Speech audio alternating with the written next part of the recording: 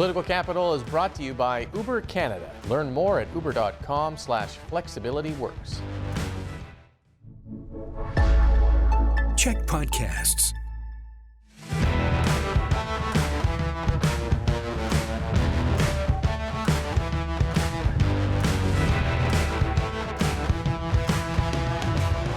Hey everyone, and welcome to Political Capital, your source for all the latest in BC politics. I'm your host, Rob Shaw, coming to you from the CHEK News World headquarters here in Victoria. Lots to talk about this week, but first, the important stuff. Panelist Jillian Oliver, who left on maternity leave, has had her baby. You can see her right here, little Evelyn, born 8 pounds, 14 ounces, as Jillian put it, born with a huge head, perfect for hot takes one day, perhaps on this panel. 20, 25 years from now, which I'm sure will still be going good and strong. Healthy baby, healthy mom. Thanks to the good folks at Kootenay Lake Hospital. We're thrilled for Jillian and wishing her well on her maternity leave. Okay, back into politics. Let's bring in the panel. Jeff and Allie are here as always, and filling in as a special guest this week. You've heard of the People's Champ. Well, this is the People's Mayor, Port Coquitlam Mayor, Chair of the Mayor's Council on Regional Transportation, Brad West. Brad, thank you for being here. Thank you very much for having me. I'm excited to be with you all. I was going to call you your worship, but I think People's Mayor is actually kind of cooler than your You know what? I prefer People's Mayor. That's right. Let's go with that. All right. You'll be laying the smackdown this week as the People's Mayor. On the show, we're going to start with dueling housing proposals from the NDP and BC United. Premier David Eby unveiling his long-awaited BC Builds program, matches up public land, municipalities, and housing operators for rental apartment buildings for the middle class. So let's start with that. We've been waiting for it for a long time. It has been something that the Premier said was kind of a sort of centerpiece of his housing proposals, and man, has he got a lot of them over the last year or so. So Brad, to you first, what do you think of this targeting of the middle class with what are essentially government-built apartment buildings? Well, I think it's certainly smart politics, and I think it's a smart move. Clearly people who make decent middle incomes are finding it increasingly difficult to find housing. And in the use of public land, I mean, that's something that's been talked about by a lot of folks, and it seems like a no-brainer. I mean, I just think in the Tri-Cities and Port Coquitlam, the provincial government is one of the largest landowners, in fact. A lot of the time that land sits vacant or underutilized. So the idea of trying to use that to provide housing for middle-income folks, I think is a smart move. I heard from some people, they're like, when they heard the income thresholds, they thought, my God, those are people who make some decent incomes, which is probably just a reflection of where we're at. I mean, I talk to families all the time, a household income of $150,000, and you might think, well, they probably do okay. But, when you add the reality of life, of childcare, of all the things that are going up, it doesn't go as far as it used to. And so I think it's smart politics in particular to be aimed at that particular demographic group. Yeah, 100%. I've been saying before that there is the middle class that on paper looks like they're doing really well, don't qualify for any government aid programs or any housing assistance, but who are stuck, trying to afford cost of living and housing. And this is the first time the NDP has really targeted, and they did get a little bit of blowback, but from their base, targeting people with up to $192,000 in household income for this program. Some folks in the NDP think that should be helping those people. We should be helping everyone else first. So that's kind of interesting. Allie, that target demographic in an election year, and then also kind of the scale of this program. It's not a lot of units, maybe 4,000 units in 3 to 5 years. What do you make of that? Well, it's not a whole lot of units, but it is still helping towards the larger goal. And that's really all we want, is to continue to progress on this. What was interesting, it was interesting timing that this came out right before the session starts again for the spring. Not surprising though, because this is where the NDP have shined in the last 2 sessions, where it's housing. And then they get to do this outside of the session in that They get to promote it within their local communities before they then get the provincial stage and then get larger session media. So I think that was very strategic and very well done. Mm-hmm. Yeah, the NDP know how to plan and execute, something we'll be talking about. Maybe it was a little bit lacking in the BC United plan as our next topic. But Jeff, close us out on this. What do you make of this? The target group, there wasn't a lot of details. And I think, some folks might have questions about what market rent is and what, how your income is tested. And there's a vague sort of reference to only for the people who live in those communities can access those buildings. So an example in North Vancouver, how that works, there wasn't a lot of answers on that kind of stuff. Well, I think it'll be bureaucratically a lot simpler than what the opposition is suggesting in terms of that rent-to-own program. We can talk about that in a bit. There's two things that I like about the program, what the Premier has put forward here. One is we talked about it. It's the demographic of the people who are eligible. And it's for people who are solidly in the middle class. And for those folks who are blowing back on targeting to this group, I suggest that those folks talk to people in the middle class and about what life is like and what cost of living is doing to them and how stretched they are. This is a group that, as you've been pointing out, Rob, you mentioned this for a long time. This is a group that's feeling a lot of pain, and it's good to see a program that is targeted there. I also just happen to like that it's going after a monopoly. It's going after the private sector's monopoly on home building. We need all of the private sector and the public sector to be working on building housing. We've had decades of the private sector doing it by itself as governments retreated from building housing. Government's getting back into the game. That's going to mean for renters and folks at home, more choice, more options, public and private, and more supply. And that's going to be by itself. You talk about the numbers being small, like there's no one single program that's going to solve all the problems, but I think this is a good part of a solution. It kind of sets up a very clear sort of philosophical difference. You touched on it there, Jeff, and Brad will go to you on this, but the Premier took a shot at the private sector, saying it has not done well to get us out of this housing crisis. It's led to speculation, the private sort of house building sector. Kevin Falcon comes out with his plan for BC United, which is a rent-to-own plan that is kind of all in on the private sector. It's setting aside 15% of new units and buildings. People pay their rent 3 years. It becomes their down payment, and the government backstops it but gets out of the way. And so you kind of have this NDP actually, government builder plan over here, and then a united plan of kind of getting out of the way on for the private sector. Do you think voters care about that, or what do you make of that sort of matchup between the two? Well, I think generally voters want to see government engaged in this issue. And I think, it continues to be the top issue when you ask people. Every poll says housing affordability is a top issue. And I think most people would say, look, government needs to be involved. My actually critique of BC Builds in reading it is it actually sounds not so much like government is going to be back in the game of building housing. They're going to provide financing and grants to nonprofits to build housing. My good friend, former Premier Glenn Clark said, when he was Premier, BC Housing actually built housing, actually managed housing. And, and that is government very much being engaged in housing. So, it may not be the full swing at getting government back in the housing game that they've presented it.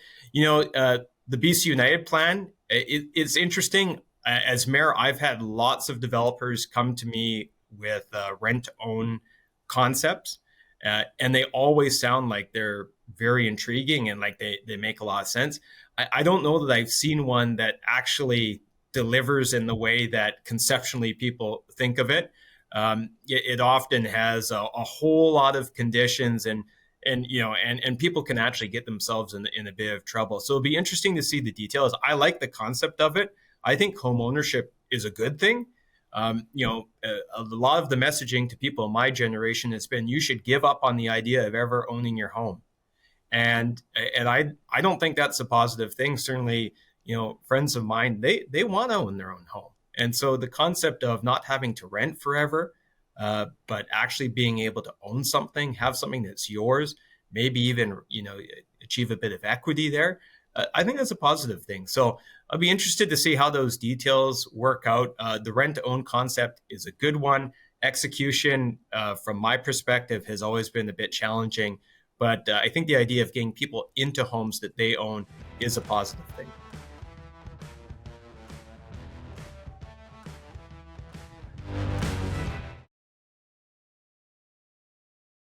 I think the rent to own idea is such a good one, Allie. The NDP are probably going to steal it. That was the originals. That was kind of the reaction that Housing Minister Ravi Kahlon gave was, well, this is already going to be part of BC Builds, which it isn't, but it might be now that United has put it out.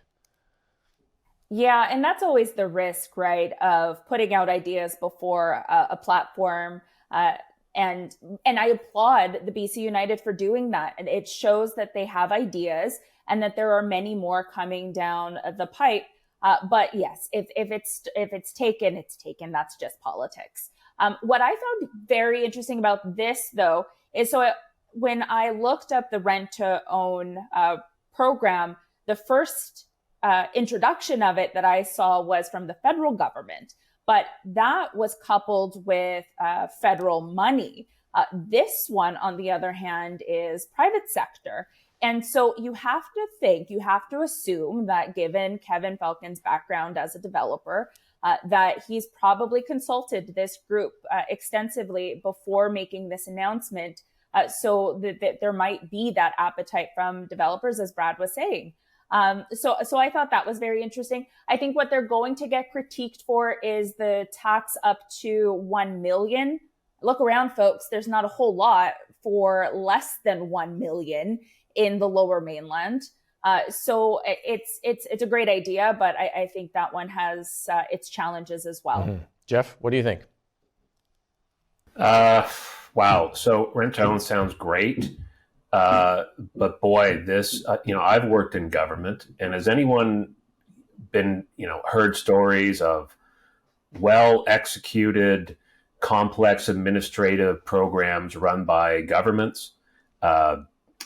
This is going to be, every renter's rent with every developer in BC tracked and calculated and monitored and administered. It's going to be with all the conditions that your worship flagged. I think it's going to be a bureaucratic nightmare. I also don't see it as a stimulating supply, which is what we need. I think it's more a stimulating demand measure. So without the additional supply, that's going to make housing more expensive, is my concern. Maybe Ravi Kahlon will come out and steal the idea, and I'll look like an idiot for saying this. But that's my gut read on this. And I do want to say I saw some of the communications and collaterals around this from BC United, and it looked good. It really did position Falcon as the fella who builds things, but I think that's risky, highlighting that when you were in the private sector, you were a developer. You left government to make money off a housing crisis that some folks out there think that your government helped to generate at the expense of everyday people. Maybe I get what you're going for, but I'm not sure developer experience is the best look during an election about housing affordability. Mm-hmm. Brad, before we close this topic off, you mentioned public land, like where you are in Port Coquitlam. If the government or even the BC United plan calls on the use of public land, I think it's $1 for 99-year leases to groups that want to build on public land. If we really took advantage of that, started building housing everywhere, how much of a difference do you think that would make in your community? Well, in a community like Port Coquitlam, it could add a significant supply. Our community is very dense. We're quite constrained. We've got 3 rivers around us. We've got a railway going right through the middle of the city. And so land is precious, and provincial government is a major landowner in our city. So if they decide to open up some of that land, that, like I said, a lot of it is utilized, but is very underutilized. It's built to what our expectations were in the 70s, when a lot of public housing and building was done. And certainly expectations around density have changed significantly since that time. So it seems like very low-hanging fruit. And, we're in a place where pretty much every unit counts, but it could make a significant headway in a community like Port Coquitlam. And I know we're not unique in that regard. So I'm interested to see whether government can really put some muscle behind this, really put their shoulder to the wheel on it, because it just seems like a no-brainer and it's there waiting to be used. Okay, staying with you, you got multiple hats that you wear, on a transportation from the Mayor's Council and also as a mayor and then as an observer of politics. You're looking at the budget next week and the throne speech. What do you think the government has to deliver on those to be successful, and what's shaping up to be a massively busy week for these pre-election announcements here from the NDP? Well, certainly from a mayor perspective, I think we're looking to see if there are infrastructure dollars that are going to be in place to support this rash of housing announcements that have been made. Every time the province makes a new announcement from housing, what you hear from local government is concerns around infrastructure and its ability to absorb increases in population and density that are far beyond what had traditionally been planned for. And, this is not stuff where, it is an exaggeration. This is like nuts and bolts. This is not Brad West, mayor, saying this. This is my city engineer saying, hey, if people want to be able to flush their toilets here, we're going to have to expand capacity. And you know what? All of that takes a lot of money, and it's getting more expensive by the day. And so from a local government perspective, we have so many tools at our disposal to try and fund that. This issue has been raised to provincial government repeatedly, that if you're going to go for that additional density, there's got to be dollars attached to it to support the infrastructure that makes it all happen. They said that they've heard that message. They talk a good game about it. We'll see if they put their money where their mouth is with the budget, and we see a significant investment in infrastructure. Because the reality is, if that doesn't happen, you're not going to see the unit count that they're looking for, the increase in housing density, and not because a politician's going to block it, because your city engineer is going to say it just can't happen. People need to be able to flush toilets. People need to be able to get water. And certainly on the transit perspective, people need to be able to get around. Government's put a huge focus on transit-oriented development, and that makes a hell of a lot of sense. We should be building more dense housing where transit is, so people have more options. Maybe they don't need to have two cars. Maybe they don't even have to have one car. I'll tell you what, right now, TransLink in Metro Vancouver is in a very precarious financial position, and something needs to change there, or else 2 years from now, that organization is going to have to reduce its service by 60%.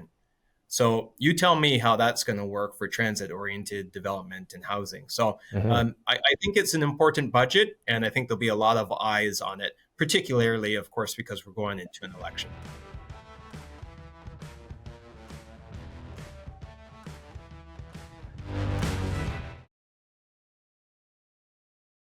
Allie, transit makes a lot of sense, I think, for the government to fund in a pre-election budget.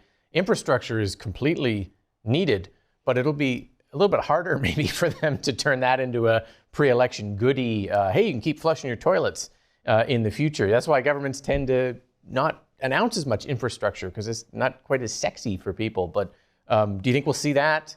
Transit, what else do you think we're going to see in this pre-election budget? I'm assuming it's not going to be balanced in any way, shape, or form whatsoever, and money is really kind of no object for this government with the deficit through the roof. But that's just my assumption. Yeah, unfortunately, it probably won't be balanced, but because it is an election year and they'll kind of promise everything.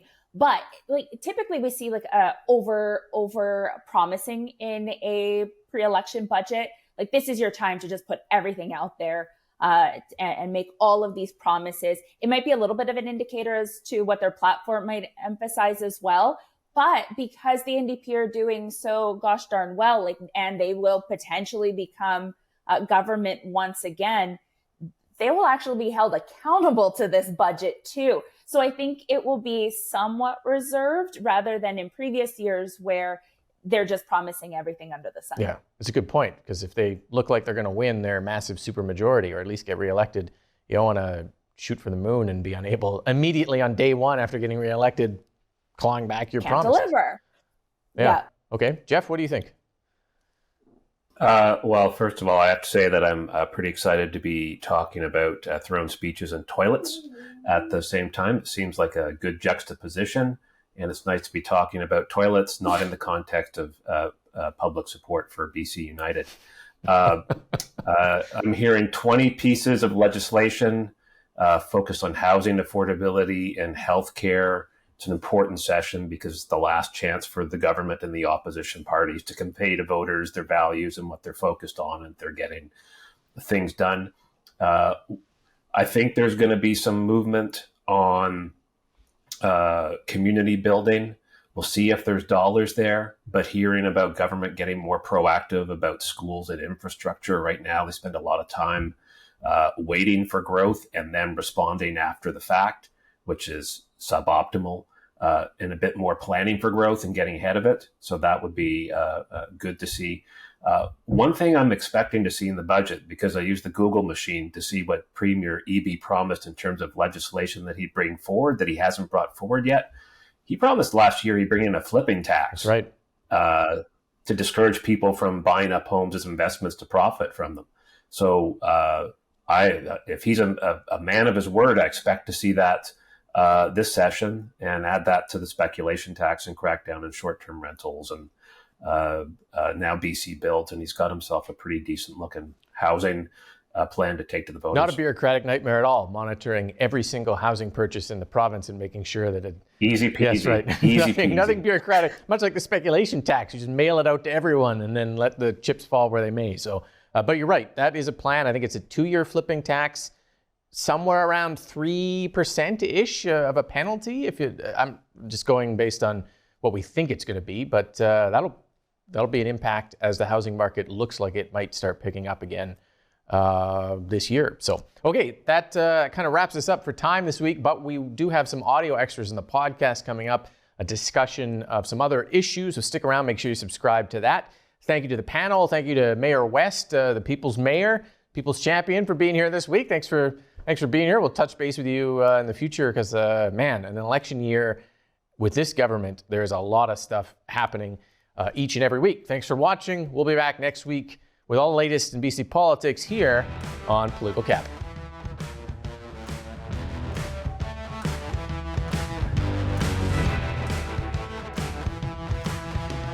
Political Capital is brought to you by Uber Canada. Learn more at uber.com/flexibilityworks.